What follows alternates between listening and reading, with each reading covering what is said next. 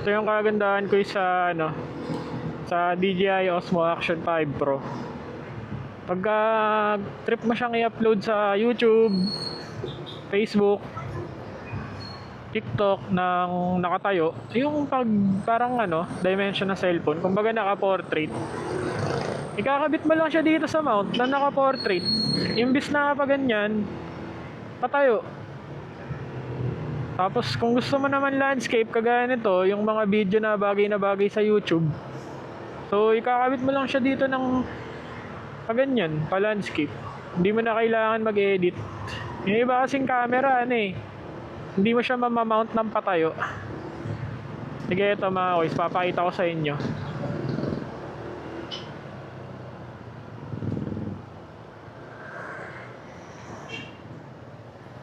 So ganito lang. Ayan. Madali lang, tatanggalin mo lang dito. Kasi sasalpak mo lang. Naka-magnet kasi siya. Ayan, ganyan na siya, nakatayo na. So eto na tayo, patayo na tayo. Tapos pag alisin mo lang, ganun lang. Ganun lang kabilis. Diba? Yan yung kagandahan sa Osmo Action 5 Pro. O sa mga DJI Osmo Action. Kahit naman yung mga luma, ganito din mga lumang model. Yun yung dahilan kung bakit nilet go ko muna yung Insta360 ko. Kasi maliban sa wala akong budget para pagsabayin sila, masyado na selan mag-edit ng Insta360 videos. Masyado na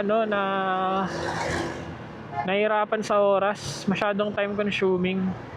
Kaya pagka may mga nag-upload sa YouTube na dalawa yung camera, isang ganitong view, tapos meron silang Insta360 na palipat-lipat, appreciate mo talaga.